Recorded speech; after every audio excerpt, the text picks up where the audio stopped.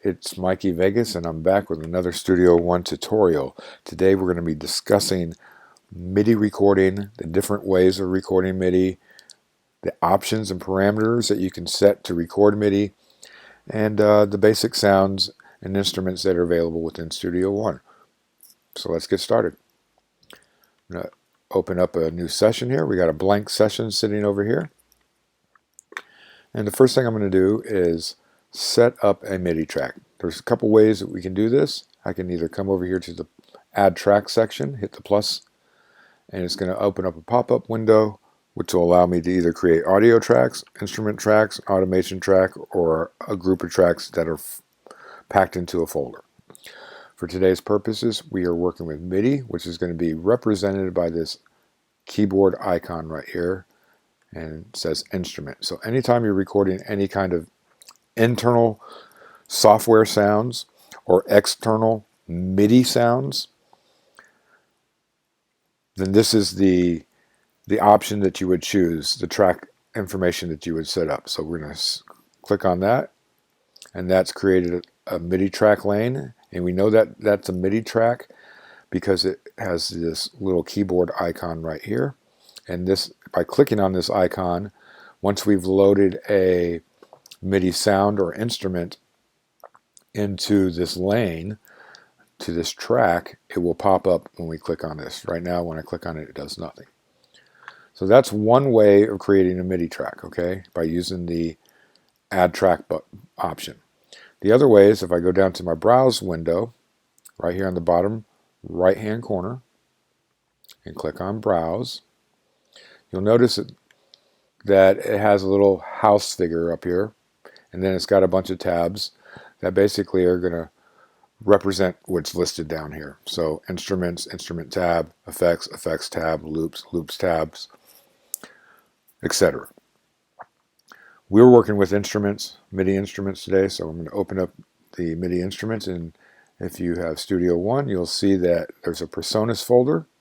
If you open it up, you'll have 5 different Presonus instruments preloaded here with their own sounds and controls to manipulate each one of those sounds and dial it into how you'd like it to sound the best. The easiest way to do this is pick one of the instruments that you want to use. For my purpose, I'm going to pick Impact, and you'll notice that there's a little arrow pointing to the right next to Impact. That's going to open up a drop-down box, and it's going to list all the sounds that are available for that particular instrument. If I do it for my tie, you'll see that it's got bass, bells, chord sounds, drums, effects, so on and so forth.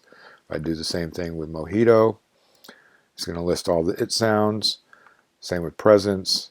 And then Sample One is more of a sampler where you're going to record sounds like samples from a record or something like that. And we'll go into this in another another tutorial.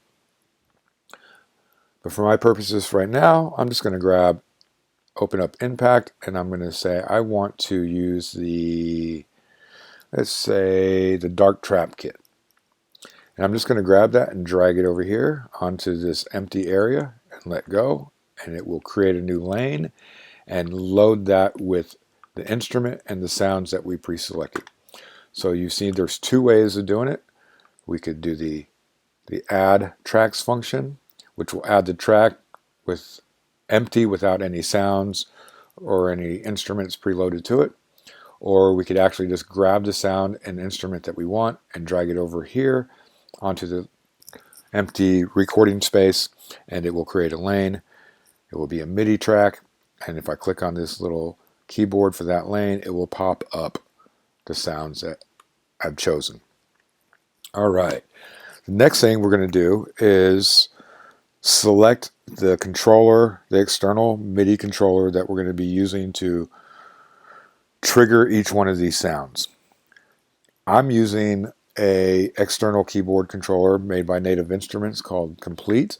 So basically, we're going to go up here to the top of this interface, of the Impact interface, and you'll notice that you'll see Dark Trap listed right here, which is the sound. If we were to click on this little arrow. It's going to give us a drop down, and we could change whatever kit we wanted or whatever sound we wanted to be preloaded into here. So we have Dark Trap set for right now. Maybe I want to change it and go to a retro kit. So I can make that change right here, and you'll notice that the sounds on each bank changed. So for our purposes, this is great. So right next to where we selected those sounds, you'll see another arrow pointing to the right, and it says None with a drop-down box. This is basically, once I open up this drop-down box, it's going to show me all the different MIDI controllers that I've got connected to my computer and that I can control these sounds with. Today I'm going to use my Complete Control keyboard, so I'm just going to select that. And once I've selected it, I could just use my keyboard to trigger each one of those sounds. And when I'm ready to record, I'll be able to use my keyboard as opposed to using a mouse to try to record, or the QWERTY keyboard with the Q, W, E, R, T, Y keys to be able to use on your actual typing keyboard. All right, so now that we've got that little bit of understanding, let's look at the different options that we have, the different parameters for the type of recording that we want to do. Okay. The way that we get to those parameters is if we go all the way down here to the bottom, to the transport bar area, and just keep scrolling down to the right until we get to what looks like a little gear. We're going to click on this little gear. It's right next to where it says sync. I'm going to click on this little gear, and you'll see it opens up a little pop-up directly right above it with a couple of different options that we can choose from. You'll see that it's got a record mode section, an instrument loop record section, a note repeat section, and a little bit of information about what notes and how the setup is for the MIDI recording that we're going to do. So the first one we're going to go to is record mode. Now, record mode and an instrument loop record are very similar in that they do a lot of the same functions, except record mode is going to be more for non-loop recording. So if you just want to do a straight recording through, say you want to record 10 measures of drums, melodies, or whatever, keyboards, piano sounds, whatever you want to do, you just want to record it straight through and stop when you're done with where you feel like you want to stop. The other option is loop recording. We select the amount of measures, bars that we want to record on, and that's what we loop, and it's going to just continue to loop over and over again, and we're going to just record until we have the perfect take for that 2-bar measure or 3-bar measure or 1-bar measure, whatever it is that you select. Okay, so there's a couple of different ways we can do that. This one is really going to affect the non-loop recording. So we're just going to use the dark drum track impact to represent a non-loop recording, and then we'll load up another instrument on track 1 and have that be our loop recording. All right. So the first one we're going to look at is replace. So if I select replace, essentially that means it's going to record everything that I record on the first run through. And I'm just going to give you an example. So I'm going to arm the track. I'm going to hit record, and we're going to just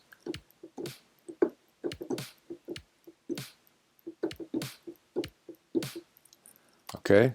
So if I stop recording and I recorded 4 bars, and I come back and say, I'm not happy with that, I want to record again, try it again, I'll just hit record and try it again.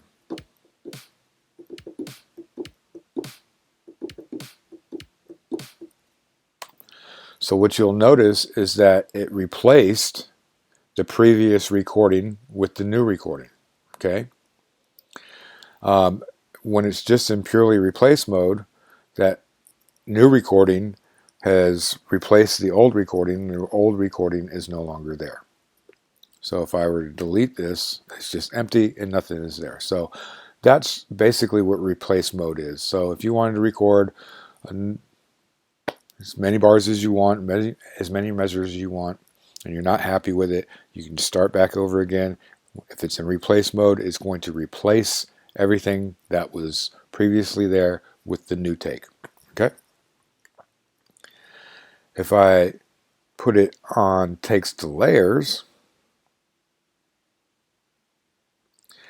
as well as have it on replace mode, what's going to happen is each layer that I've recorded is not going to be lost now. The previous layer is going to be sent to its own take, or its own layer, and it will open up this to be recorded in a new layer. So instead of replacing the previous one, it will put the previous recording to its own layer, its own take, so that you can go back and reference it, and it will record a new take and a new layer on this track. So let's, for example, here we go.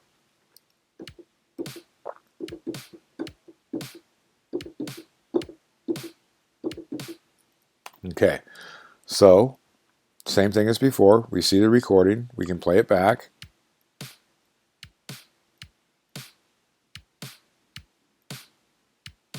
All right, so I'm going to start again and say, well, that was pretty good. I don't want to lose it. Therefore, I have it takes to layers. Now when I hit record again, it's going to replace what I just did, but it's not going to lose what I just did.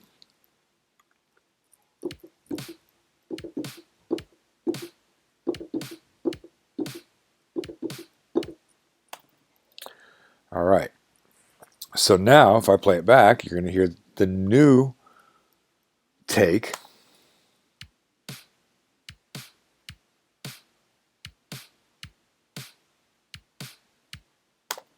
Okay, so that new take may not be as good as the last take, and maybe we want to go back and hear that last take and compare it to this first take or this second take.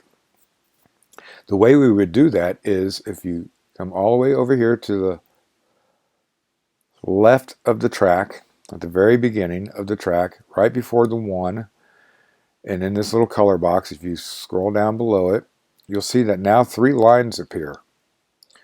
And those are going to represent takes.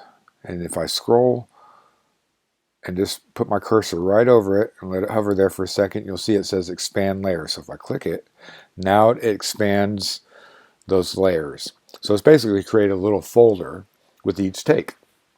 This was the first take. I can go here and solo that first take.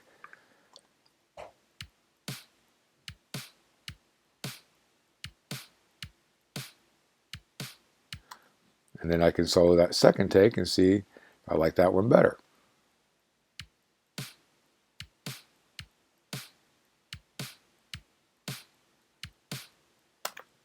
Okay. So if I erase what was done on the main recording lane, you'll notice that it did not erase the last recording. So I'm just going to unsolo that, and I'm going to leave these open, these takes open, so that you can see a take being created. So let's start another one.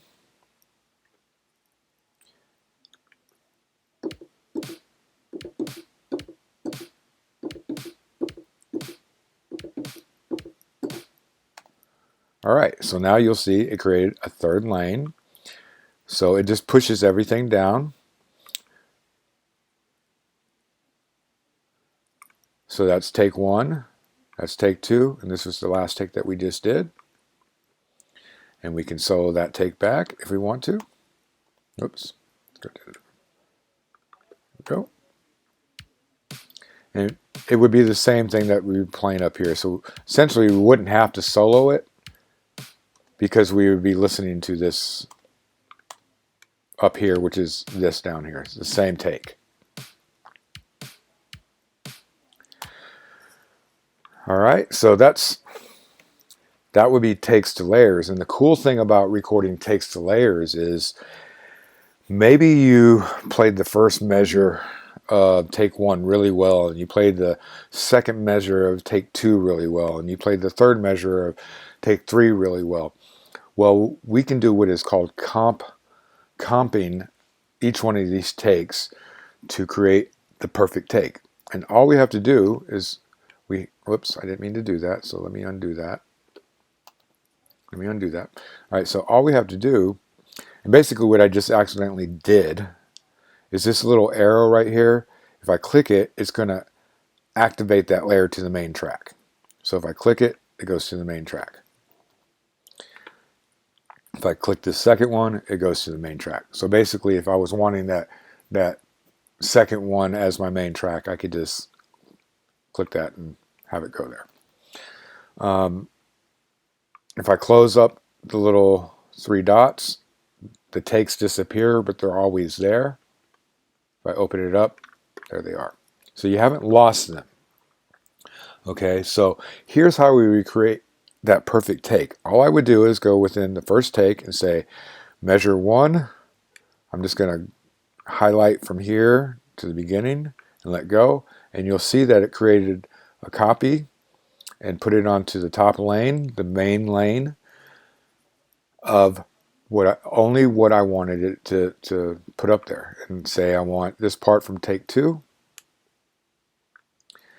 And then say I want everything from take three all the way to the end. So now it's basically created a perfect take. It's taken apart from take one, apart from take two, and apart from take three, and it's labeled it so that you know where each section came from.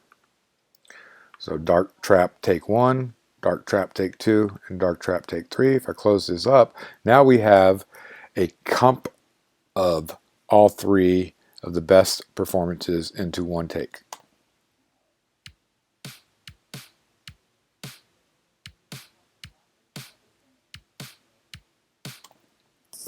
Okay, so again, this was all done using non-loop recording, okay? So you're basically going to have the same thing within loop recording. Record takes, record mix are going to be very similar to what we just did, but we're going to be in loop mode. So instead of it using these options, it's going to use these options because we're now in loop mode. But there's one more thing I wanted to talk about before we close that up. And this last one right here is called input quantize. It's also going to be represented up here by this little IQ. If I hover over it, you'll see it says input quantize. So if I click it, it turns it on. If I click it, it turns it off. So input quantize basically means that we have a grid set here, okay? And this grid is set at 16th notes. And you can see that by where it says quantize here. So if I wanted to set it at half notes, I would click on that, and you'll see how my grid has changed. There's the first bar. There's the half. Oh, these are quarters. These are quarters. There's your half. So if I go to quarters, I think it's just the way that I've got it zoomed in. So basically, this is just setting up the grid. I like to keep it on 8th or 16th notes. Okay. So basically, what that means is, however fast I'm playing, if I'm playing 16ths or 8ths, I want to make sure that my grid is set to that, so that when I have input quantize on, if I'm a little off on that first note or the second note or any of these notes, this grid is basically saying I need that note to snap to that value of the grid that I've set it at. So let's do a little recording so you can see what I'm talking about.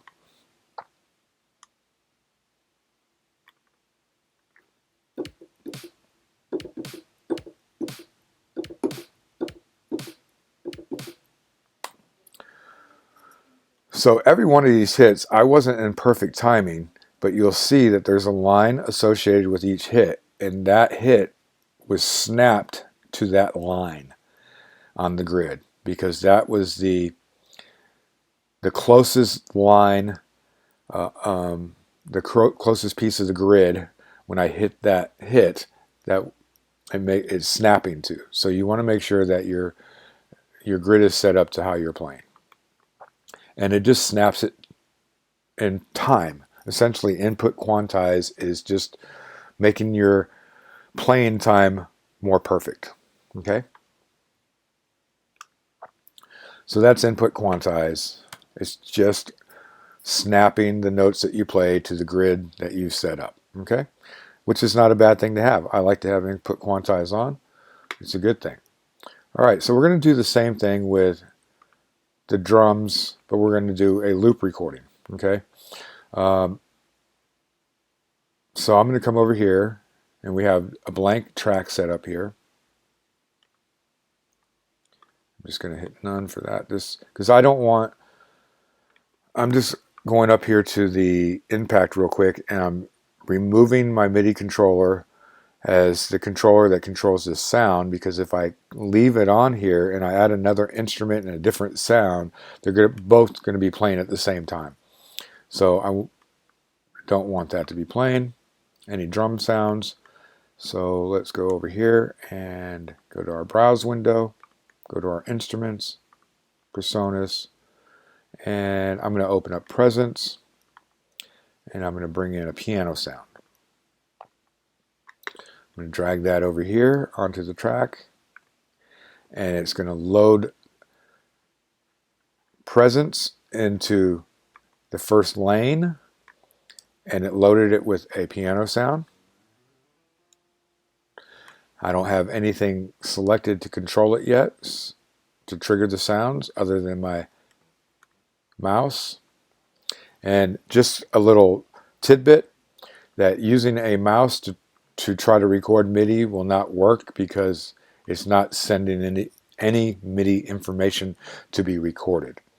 So a lot of people have tried that and get frustrated. It's like, I can hear the sounds, I can trigger the sounds, but you're not actually sending any MIDI information to be recorded, so it has no idea.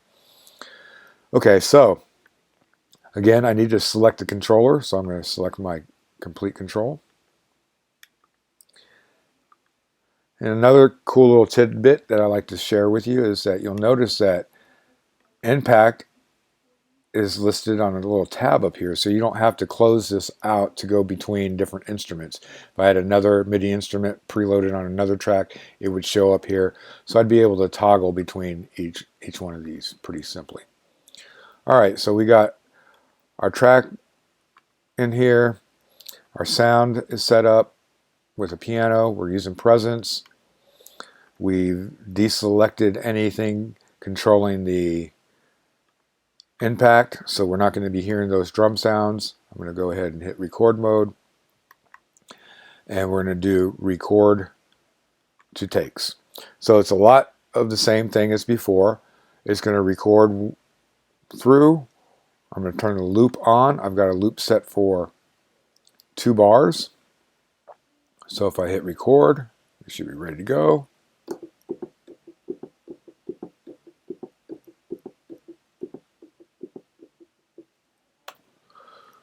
Oops, I didn't start within my loop. That might help, huh? All right, let's try this again. Pull back. Let's start within the loop, and here we go.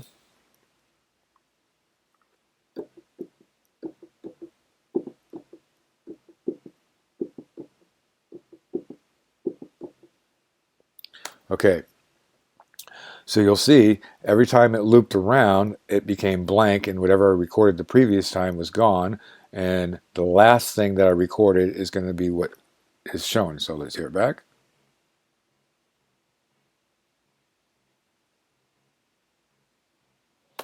And you'll notice that there are 3 little lines here that says expand layers, and it'll show you the first take that I did, and here's the last take that I did. So It's doing the same thing as the replace mode, except we're in record to takes and instrument loop mode. So we're essentially doing the same thing. I'm going to delete that. I'm going to get rid of all these takes. Okay. And then I'm going to put it on record mix. So essentially, every time it loops around, the last thing we recorded is going to be there, and we're going to hear it in addition to whatever else we're adding on top of it. And every time it loops, it's going to keep adding and adding and adding. But the last recording we did is not going to be lost. We're going to hear it.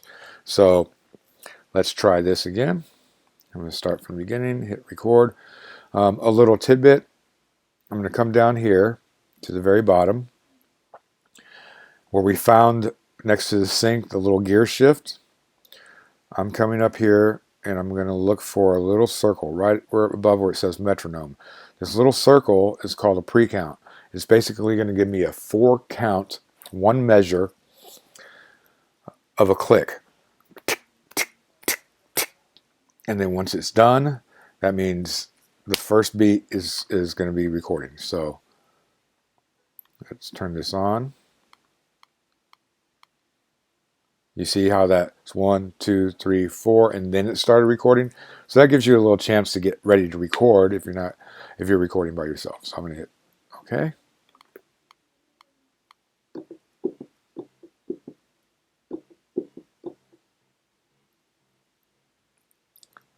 Okay, so it's looped around, and you hear the what I played. Now let's add something on top of it.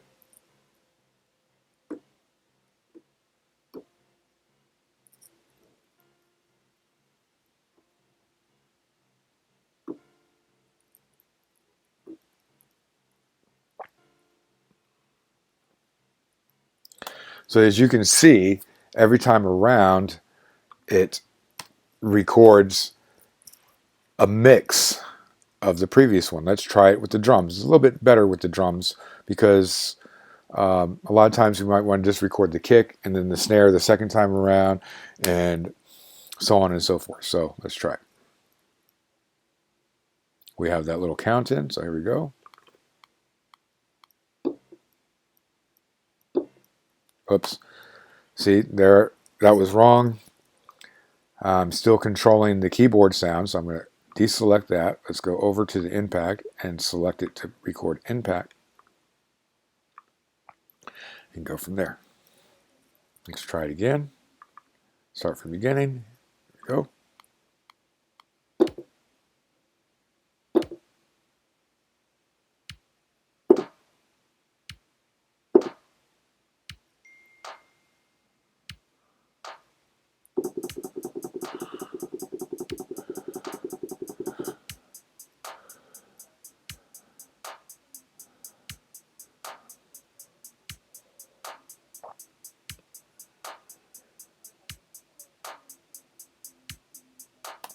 So you see, every time around, it allowed me to record another piece and continue to add. So I'm adding more and recording more to the mix, but it's also recording each layer around each take to its own take because I had takes to layer set. So let's just delete all that we got recorded here. Let's just delete all this. Try again from the top.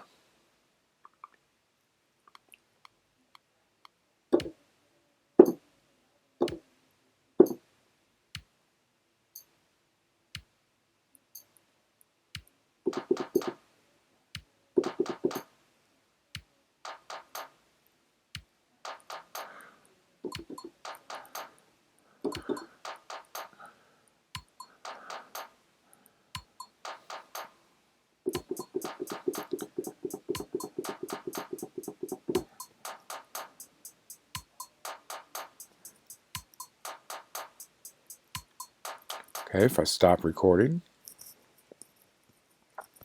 you see that nothing was recorded to any takes. It's just all on one. Okay? It's just all on one track. So if I were to go back and delete that and say record to takes, record mix and takes to layers, let's try that.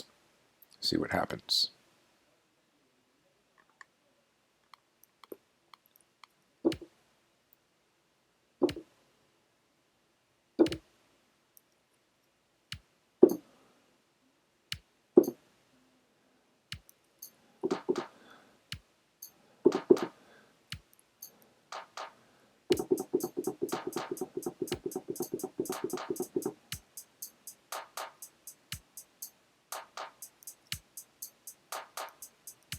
If I stop recording,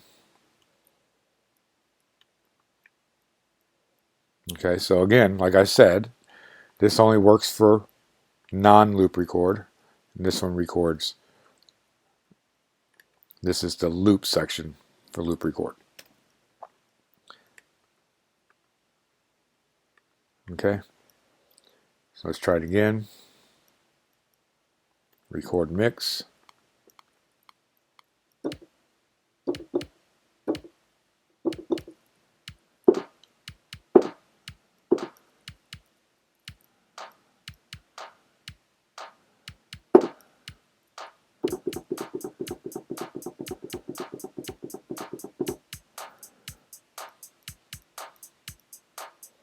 Okay, so it recorded the mix.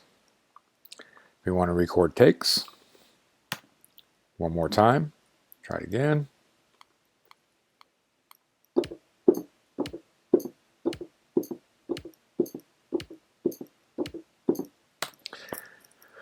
And it's recorded the takes. Okay. All right, so I'm going to go back to record and mix because when we're recording drums, that's a good way of recording drums. So I'm going to record mix, and I'm going to show you a couple other ways. So basically what we just did with this gear shift is open up our record panel, and it's given us the options for the different types of parameters for how we're going to record. Okay, record mode is non-loop recording. So everything we're doing here is non-loop recording other than the input quantize. That applies to whether you're loop recording or non-loop recording. Okay. This is applying to loop recording. So if I want to record a mix, which I like to do the mix, and then you got some more other parameters. We'll go into those in another lesson. Okay, so I'm going to go back up here to the drum track. I'm going to do a quick recording. But first, I'm going to do it. First I'm just going to do a quick recording. And I'm going to do a kick, a snare, and a hi-hat. So let's see. Here's our kick, there's our snare, there's our hi-hat. Okay, here we go.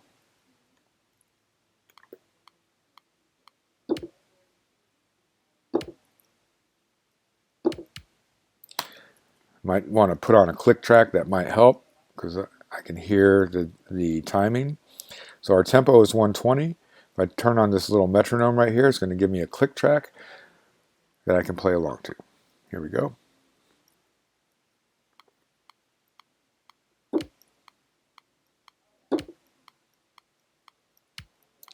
Okay, let's add the snare.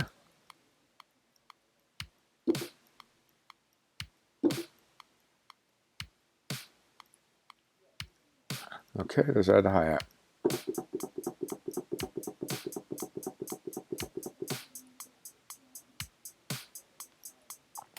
Okay, so we've recorded a basic little drum track.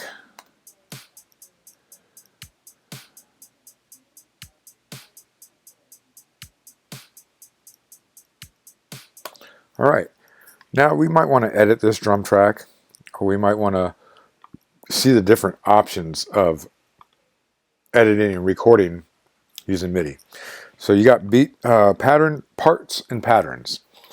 Let me see. This is a part. This is a part. If I double click on this or hit the edit tab down here, either one, double click or edit, it's going to do the same function. If I double click, it opens up this edit screen. And it's going to show me all the places that each hit has been recorded, and they've been input quantized to snap to each one of these little lines on the grid. I have a 16th note grid set up down here to record. I have toggled snap on. That means it's going to snap to the grid. We have input quantize on, which means it's going to snap to the grid. And you'll see on the left hand side here that it's showing us each one of the instruments sounds within Impact. So if we click on any of these names, it will audition each one of those drum sounds. So we know its lane if we want to add more stuff. So maybe I wanted to add a little rim shot. I could just come over here and add that rim shot wherever I want to add it. So we'll just add it with the snare on top of the snare right there. So if we play back, and if I click on any of these lanes, it's going to show me any information that's already there. So each one of these kicks is showing the velocity information down here, and I can change that velocity information just by turning up or turning down that velocity. So maybe the snare is a little too loud. Maybe I want to turn that down to about halfway so that we can hear that rim shot come through. Maybe I want to turn that rim shot up a little bit.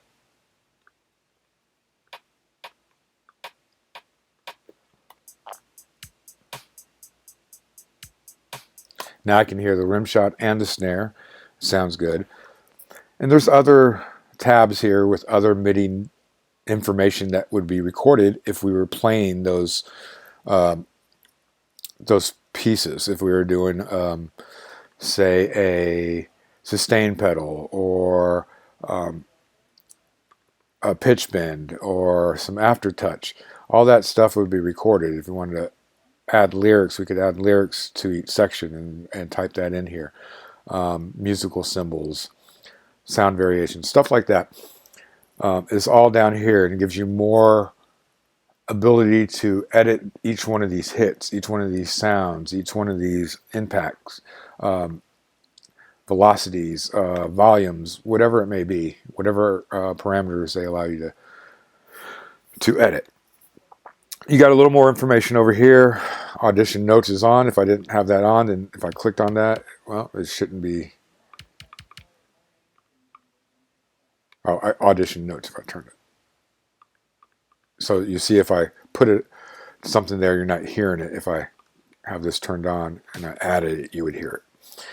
All right. The default velocity for snare right now is set at 80%. It's going to change depending on the actual note that you've selected. It's just giving you note information right here. All right. Right above that, you're going to see a couple of little things. You're going to see a piano view, drum view, and score view. Right now, we are in drum view. If we want to see what this looks like on a piano, if we were playing melodies or chords or anything like that, we could put it on keyboard mode, and we'd see what we played respective to the notes that we played them on the keyboard.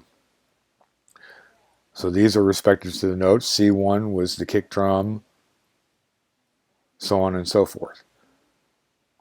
So that's much better of a view if you're recording melodies, keyboard sounds, piano sounds. If I'm recording drums, I'd rather be in the drum view. It gives it a little better view and allows me to really dial in a little bit better. And if you compose music, you can always put it on this view, and you could actually write in the MIDI information, the notes, the music that you wanted to play, and it would play it back. So you have three different options here as far as editing. Okay, so this would be considered part mode. Okay, so I'm going to exit out of that. And I'm going to convert this over from part mode to pattern mode. Pattern mode is basically going to put it into step mode. So if I right click, it's going to give me a drop down box, and you'll see that I have convert part to pattern is listed right here. Or if I come up here to, I believe it's event,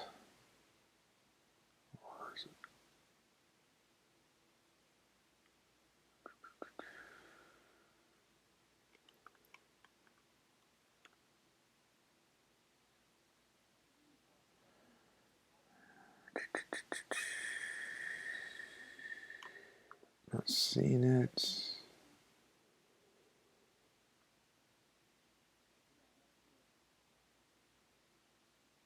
Okay, I'm not seeing it there. If I right click on it, I get a little drop down box.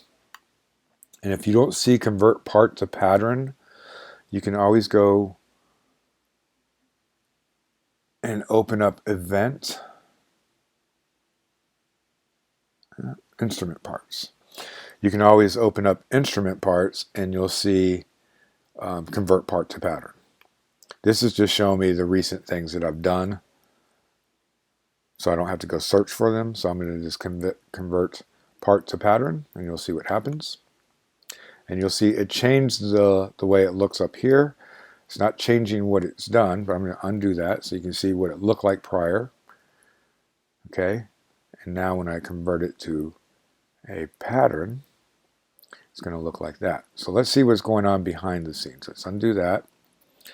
Let's double click and open up our edit screen, because this is essentially what we're changing. We're changing the way that we edit the part. So we're going to come back up here, we're going to convert to pattern, and you're going to see that it's converted into a step recorder. So now, if I play this back,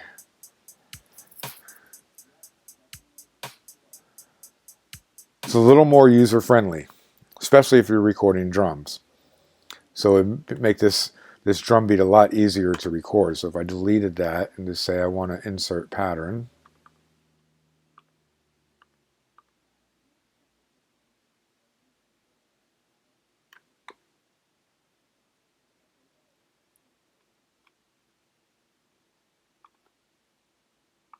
so let me undo this.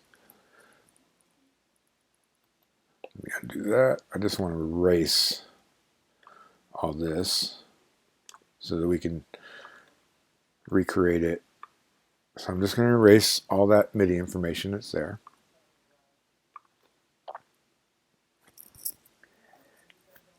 And I'm just going to erase all this. And let's say we want to start it from scratch.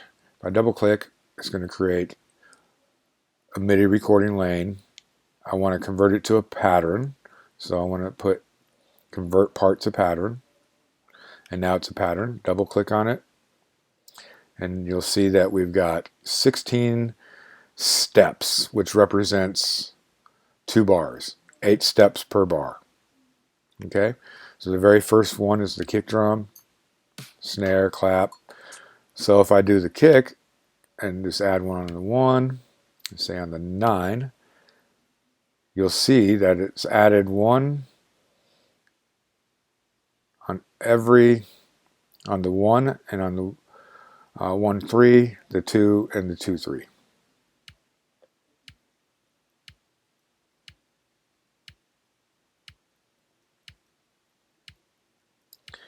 So this is what makes it cool about step recording. Now it's playing and we can just add where we want the next ones to go. So let's add a snare right here.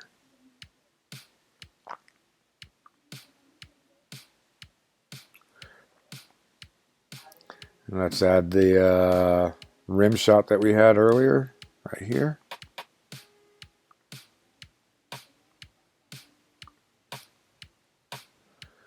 And then we had a little hi-hat. And we could fill this up by just dragging all the way across. So we can erase those and we can just do one every other one. Maybe do a little.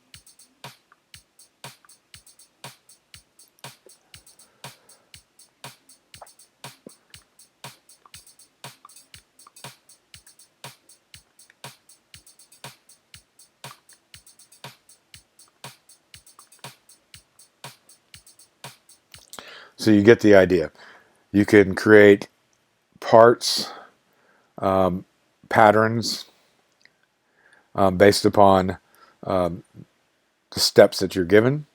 You can have 8 steps, 4 steps, 12 steps, 16 steps. So it's all going to correlate to the length, how many measures.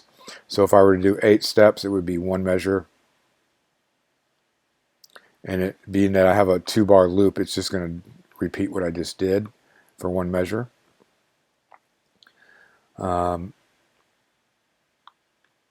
If I want more than 1 measure, I can have, say, 16. That's going to be a full loop of 2 bars.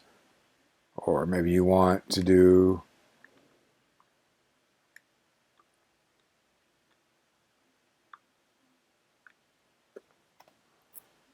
three measures and do something a little bit different.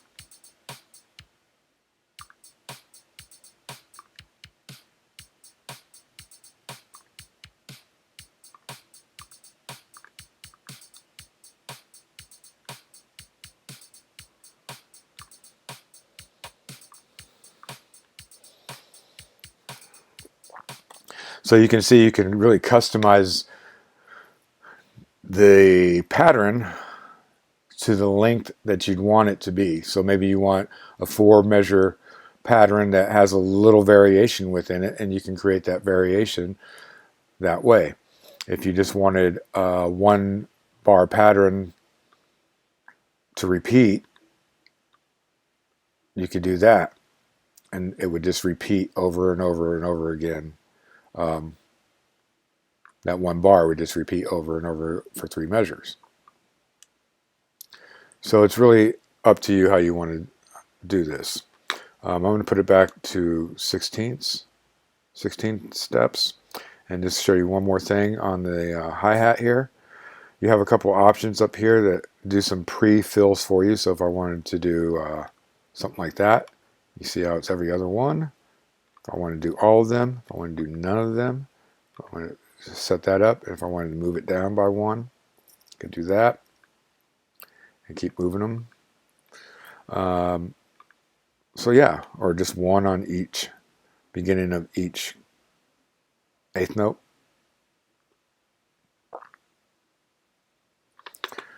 Or each quarter note.